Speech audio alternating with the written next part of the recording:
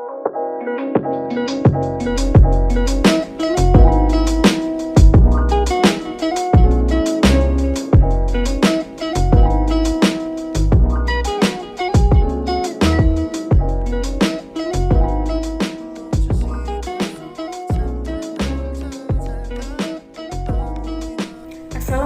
warahmatullahi wabarakatuh.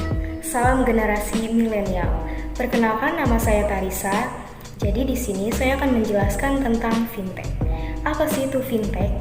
Fintech merupakan singkatan dari Financial Technology. Berdasarkan National Digital Research Center mendefinisikan sebagai istilah yang dapat digunakan untuk menyebut inovasi dalam bidang jasa keuangan atau finansial. Inovasi yang dimaksud itu seperti apa sih, Kak? Inovasi yang dimaksud adalah inovasi finansial yang diberikan sentuhan teknologi modern. Sederhananya, fintech adalah jenis perusahaan di bidang jasa keuangan yang digabungkan dengan teknologi. Bisa juga diartikan sebagai segmen di dunia startup yang membantu untuk memaksimalkan penggunaan teknologi untuk mempertajam, mengubah, dan mempercepat berbagai aspek pelayanan keuangan. Sehingga mulai dari metode pembayaran, transfer dana, pinjaman, pengumpulan dana, sampai dengan pengelolaan aset bisa dilakukan secara cepat dan singkat berkat penggunaan teknologi modern ini. Maka tidak heran jika kemudian financial technology menjadi kebutuhan yang bisa mengubah gaya hidup seseorang, khususnya mereka yang familiar atau bergelut di bidang keuangan dan teknologi. Kenapa sih fintech mampu mempengaruhi gaya hidup seseorang? Terdapat beberapa alasan ya teman-teman. Yang pertama yaitu membantu UMKM mendapat modal usaha dengan bunga lebih rendah. Sebelum adanya fintech, para pelaku UMKM di Indonesia mengandalkan pinjaman dari bank untuk mendapatkan modal usaha. Seperti yang kita ketahui, pinjaman bank biasanya memiliki bunga yang cukup tinggi. Selain itu, persyaratan dan prosedur yang cukup sulit. Namun, sebagai pelaku UMKM, kita juga perlu memperhatikan berbagai persyaratan ketika mengajukan dana di lembaga crowdfunding. Salah satunya untuk besaran bunga pinjaman. Pastikan lembaga yang kita pilih sudah terdaftar dan diawasi oleh Otoritas Jasa Keuangan atau OJK. Jadi, para pelaku UMKM pun akhirnya mendapatkan solusi untuk mendapatkan modal melalui fintech.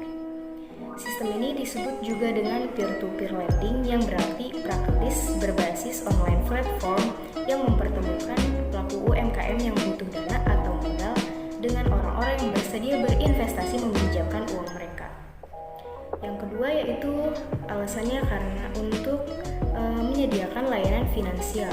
Salah satu manfaat yang mungkin dirasakan oleh masyarakat atas kehadiran financial technology adalah kemudahan pelayanan finansial. Contoh sederhananya, jika dahulu kita ketika hendak mentransfer uang, maka kita harus datang ke mesin ATM atau bahkan teller bank.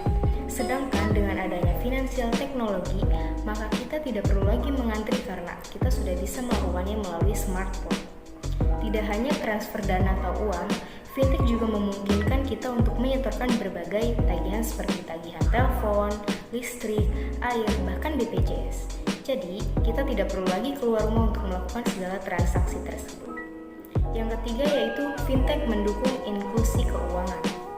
Fintech dirasa dapat menjadi alternatif solusi untuk membantu mencapai target inklusi keuangan yang sampai saat ini baru mencapai 49%. Sedangkan pada tahun 2020 ini, Dewan Nasional Keuangan Inklusi atau DKNI menargetkan inklusi sebesar 75%. Seperti yang kita ketahui, layanan fintech pada umumnya berbasis online, sehingga kita bisa mengaksesnya lebih mudah kapan saja selama kita tersambung dengan jaringan internet yang mumpuni. Yang keempat yaitu mengurangi jumlah pinjaman berbunga tinggi. Saat ini, fintech dianggap dapat menjawab permintaan sistem pinjaman uang yang transparan dan dapat dinikmati oleh masyarakat. Selain itu, jika dibandingkan dengan sistem pinjam uang atau dana lainnya, fintech merupakan pinjaman dengan bunga yang tidak terlalu tinggi. Bergerak di bidang fintech bisa mendapatkan dana investasi secara mudah dari investor karena kemungkinan tingkat keuntungannya juga tinggi. Di sini juga ada beberapa jenis-jenis fintech. Yang pertama itu ada peer-to-peer lending dan crowdfunding. P2P lending atau crowdfunding dikatakan juga sebagai marketplace finansial. Platform seperti ini mampu mempertemukan pihak yang membutuhkan dengan pihak yang memberikan dana sebagai modal atau investasi. Biasanya melalui P2P lending ini lebih praktis karena dapat dilakukan dalam satu online platform. Yang kedua yaitu ada manajemen risiko investasi. Dalam jenis yang satu ini, kita bisa memantau kondisi keuangan dan juga melakukan perencanaan keuangan dengan lebih mudah dan praktis. Jenis manajemen risiko investasi biasanya hadir dan bisa kita akses melalui smartphone. Kita hanya perlu memberikan data yang dibutuhkan untuk bisa mengontrol keuangan kita. Yang ketiga ada payment, clearing, dan settlement. Terdapat beberapa startup finansial yang sering menyediakan payment gateway atau e-wallet yang mana kedua produk tersebut masih masuk dalam kategori payment, clearing, dan settlement. Yang keempat ada market aggregator. Jenis fintech yang saat ini mengacu pada portal yang mengumpulkan beragam informasi terkait keuangan untuk disuguhkan ke target audience atau pengguna. Biasanya, fintech jenis ini berisi berbagai informasi, tips keuangan, kartu kredit, dan investasi. Dengan adanya fintech jenis ini, diharapkan kita dapat menyerap banyak informasi sebelum mengambil keputusan terkait keuangan. Mungkin hanya ini yang dapat saya sampaikan mengenai fintech atau financial technology. Kurang lebihnya mohon dimaafkan. Sekian dan terima kasih. Wassalamualaikum warahmatullahi wabarakatuh.